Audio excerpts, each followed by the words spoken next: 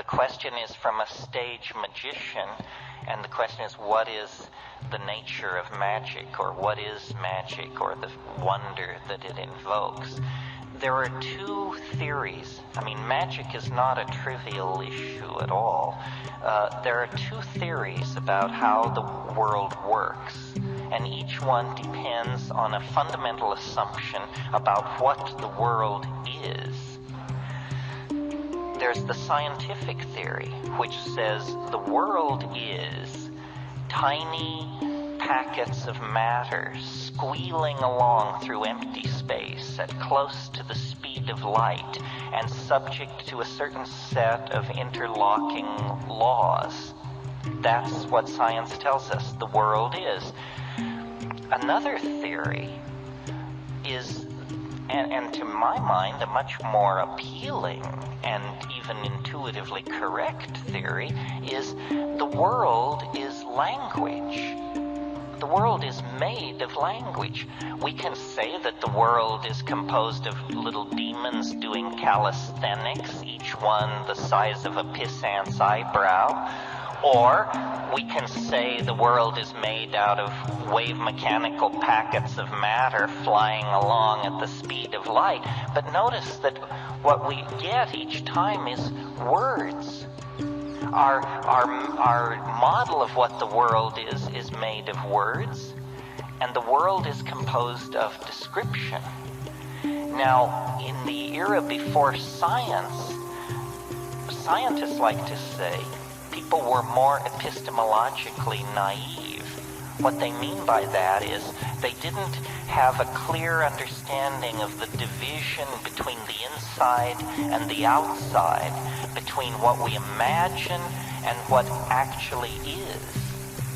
But if you live long enough, I think you discover what we imagine and what actually is are very close to the thing. Now, whenever you say the world is made of language, the positivists object by saying, well, then why isn't it the way we say it is? I didn't say it's the way we say it is. I said it's made of language. And part of the inspiration for my career is the realization that you could get up in front of audiences and say how the world is, and to a small degree, for a limited time, in a limited space, it shimmers and recasts itself and becomes the thing that we say that it is. The mind is somehow a co-creator in the process of reality through acts of language. And language is very, very mysterious. I mean, it is true magic. People run all over the place looking for paranormal abilities. But notice that when I speak, if your internal dictionary matches my internal dictionary, that my thoughts cross through the air as an acoustical pressure wave and are reconstructed inside your cerebral cortex as your thought, your understanding of my words. Telepathy exists. It's just that the carrier wave is small mouth noises. All so-called primitive people know that the world is made of language, that you sing it into existence, that what you say it is what it is, that it is maintained in existence by an act of rational apprehension. And it's only science which has taken this very weird approach and said, no, the world is somehow independent from the act of description. And this is not a situation where we have two separate points of view, both open-hearted and trying their best to work hard for you. Science carried out its analysis of nature to the point where it shot itself in the foot. Science carried out an analysis of nature that went to such depth that it discovered that nature doesn't exist except as an object of description. that there are no little objects winging their way through empty space. There is only a situation describable by multi-leveled fishy formula, and when you drop a mind into that situation, the fishy formula condenses out into a little particle which can be measured. Mind is necessary for the world to undergo the formality of existing. This is what quantum physics teaches. Unfortunately, this news has not reached the other sciences.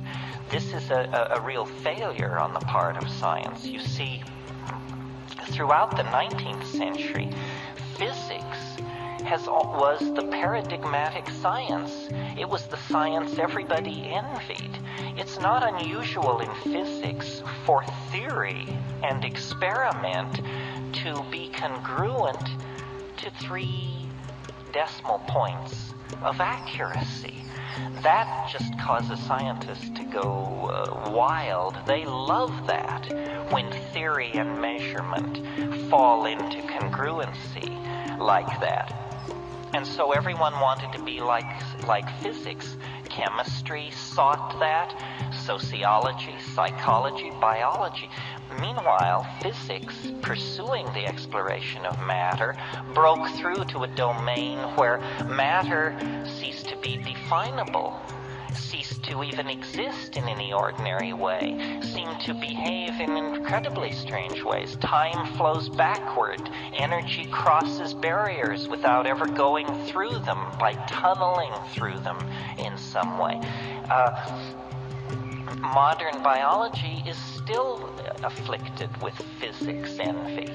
Meanwhile, physics has gone on to a realm of such exotic and surreal uncertainty that it's at this point to the left of psychology in the precision of its metaphors. So the science has undercut itself and now exists in a state of unrecognized crisis that hopefully the psychedelic experience will exacerbate to the point where this will arrive on the plate of every experimentalist and observational and observer of nature.